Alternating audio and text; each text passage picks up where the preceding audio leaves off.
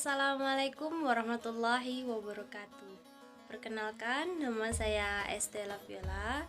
Kali ini kita akan bahas materi tentang tayamum.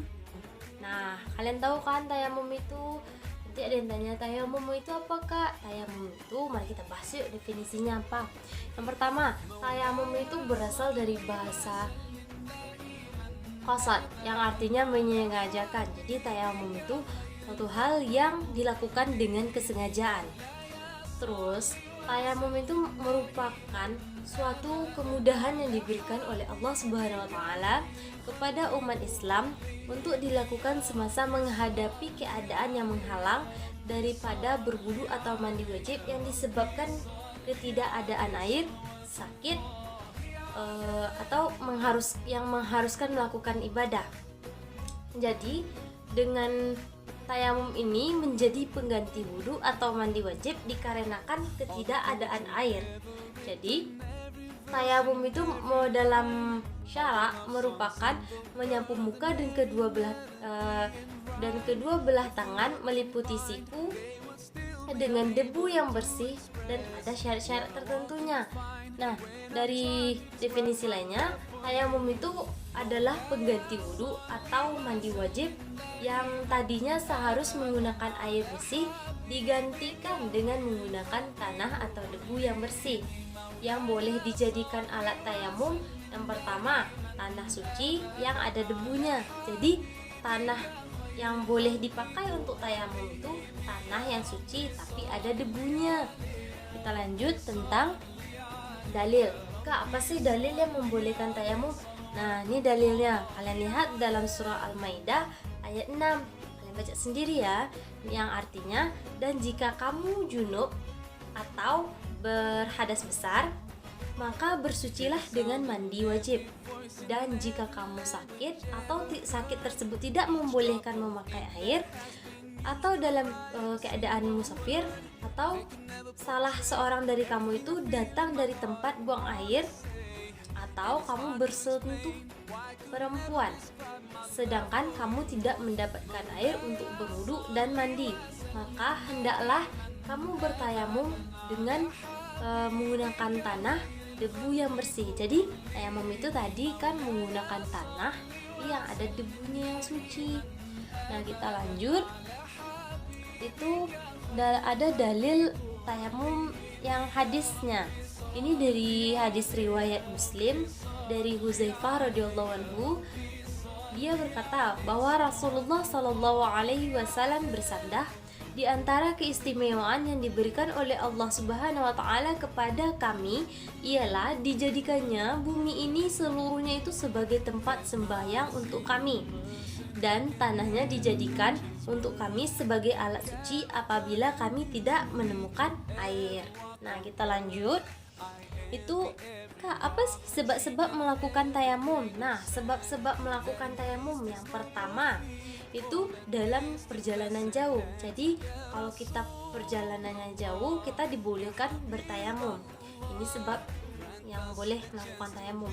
Yang kedua, jumlah air tidak mencukupi karena jumlahnya sedikit. Atau misalnya air itu ada, cuman kapasitasnya itu tidak sampai 2 kula gitu kan, maka dibolehkan tayamum. Yang kedua, telah berusaha mencari air tapi tidak ditemukan. Nah, yang ketiga ini kita sudah mencari air ke kanan, ke kiri, depan, belakang, atas, bawah gitu, nggak ada air, maka dibolehkan untuk bertayamum. Yang keempat, air yang ada suhu atau kondisinya ini mengandung mudarat. Jadi air itu ada, cuma kalau kita pakai dia mengandung mudarat, jadi kita dibolehkan tayamum. Nah, yang kelima, air yang ada hanya untuk minum. Misalnya nih, air itu ada cuman dipakainya untuk minum, jadi kita dibolehkan untuk tayamum karena kan minum merupakan suatu yang pokok bagi tubuh kita gitu kan.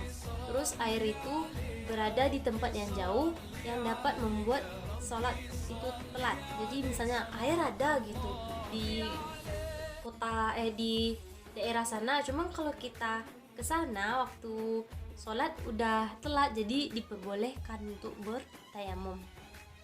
Yang berikutnya, pada sumber air yang ada memiliki bahaya. Jadi misalnya nih ada sumber air, terus ada hal yang membahayakan jika kita ke sana, maka dibolehkan untuk bertayamum. Yang terakhir itu sakit dan tidak boleh dikarenakan air. Misalnya ini sakit apa ya? Misalnya kayak kulit kita tuh nggak dibolehin kena air, maka kita diperbolehkan untuk tayamum. Syarat tayamum itu apa sih Kak? Mari kita bahas yuk. Yang pertama, menggunakan debu tanah yang suci. Ingat ya, tanah yang memiliki debu yang suci, tidak mustakmal dan tidak tercampur oleh benda lain, benda apapun itu. Yang kedua, menyapu muka dan dua tangan dengan 2 kali pindah. Nah, apa sih maksud 2 kali pindah tuh Kak? Nanti kita contoh prakteknya ya. Yang ketiga, itu hilang najis terlebih dahulu. Misalnya ini tanah yang ada yang itu, misalnya ada tai ayam gitu, kita buang, misalnya nggak ada lagi, cuman itu gitu, kita buang terus kita gali sampai ke bawah sampai kita menemukan tanah yang berdebu gitu kan, maka dibolehkan untuk bertayamum. Yang berikutnya, masuk waktu sembahyang. Misalnya kita tadi udah mencari air gitu kan, tapi nggak ketemu, sedangkan waktu sembahyang dah masuk gitu, maka diperbolehkan untuk bertayamum. Yang kelima, bertayamum bagi setiap ibadah fardu dengan syarat tadi tidak ada ditemukan air. Ingat ya, tayamum itu diperbolehkan jika tidak ada air. Kita lanjut, itu tentang rukun-rukun tayamum. Kak, apa sih rukun-rukun tayamum? Yang pertama, kita harus berniat. Nah, apa niat tayamum? Kita bisa lihat di PPT-nya, itu nawaitu tayammuma li istibahati fardilillahi ta'ala. Sengaja aku bertayamum bagi mengharuskan sholat karena Allah Ta'ala. Yang kedua, itu menyapu muka. Jadi tanah yang telah kita siapkan tadi itu kita sapu muka. Ingat ya, muka dari awal tumbuh rambut sampai di ujung nih ada pentil-pentil telinga ini ya, di sini sampai di sini, nanti muka itu sampai sana ya. Terus yang ketiga, menyapu 2 belah tangan. Jadi kan ada kan dengan 2 kali keadaan gitu, nanti kita jadi tangan ini disapu juga dengan tayamum. Dan terakhir, tertib. Jadi tertibnya dari muka, tangan kanan, tangan kiri gitu. Nah, terus kita lanjut, itu yang membatalkan tayamum. Kak, tayamum itu apa yang membatalkannya? Kita bahas ya. Yang pertama, itu segala sesuatu yang membatalkan wudhu juga membatalkan tayamum. Contohnya apa sih Kak? Yang pertama, misalnya kalian buang air besar atau buang air kecil, nah itu juga membatalkan tayamum. Yang kedua, haid. Nah, bagi orang perempuan itu haid ya. Yang ketiga, bersentuhnya lawan jenis, laki-laki menyentuh perempuan, perempuan menyentuh laki-laki yang bukan muhrim. Yang keempat, itu tertidur. Yang kelima, gila atau hilang akal. Nah, yang pokoknya hal yang membatalkan wudhu itu juga membatalkan tayamum. Terus kita lanjut, yang kedua itu kalau kita setelah bertayamum ini, yang membatalkan tayamum yang kedua itu menemukan atau melihat air sebelum sholat. Nah, kita udah tayamum, dulu kita jalan-jalan, ada air, kita nampak, maka tayamum kita batal. Kita harus ganti tayamum tadi dengan air karena kita melihatnya sebelum melaksanakan sholat. Yang ketiga itu murtad. Nah, kalau murtad dijelaskan, kita nggak Islam lagi gitu. Kita lanjut mengenai tata cara tayamum. Langkah pertama yaitu membaca niat sambil menekankan tangan ke tanah yang berdebu. Anggap aja ini tanah, kita tekankan tangan kita sambil baca nawaitu tayammuma listibahati fardilillahi ta'ala. Habis ditekan, lalu kita angkat, terus kita tiup bekas tanah yang di sini tadi itu kita tiup, atau kita giniin juga boleh supaya nanti tanahnya itu enggak kebanyakan sebelum kita usap ke muka.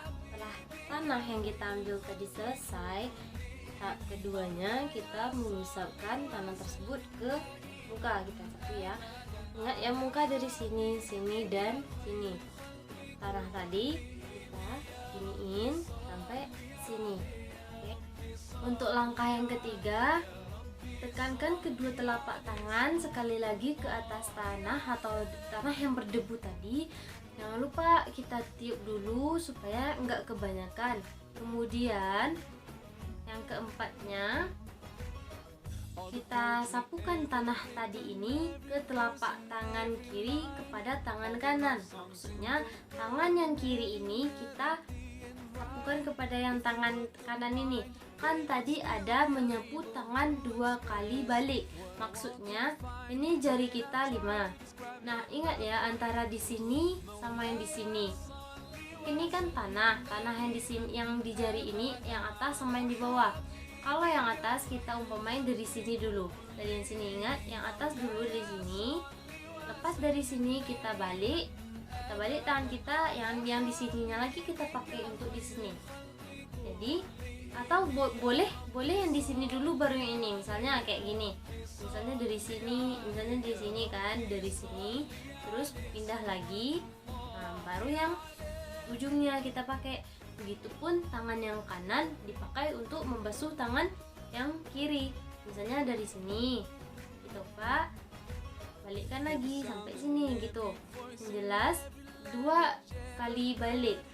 Selesai dari tayamum tadi, jangan lupa kita membaca doa setelah tayamum. Doanya tertera di atas, coba kita baca ya. Bismillahirrahmanirrahim. Asyhadu an la ilaha illallah wahdahu la syarikalah wa asyhadu anna Muhammadan abduhu wa rasuluh. Allahumma ja'alni minat tawabina waj'alni minal mutatahhirina waj'alni min ibadikas shalihin. Amin.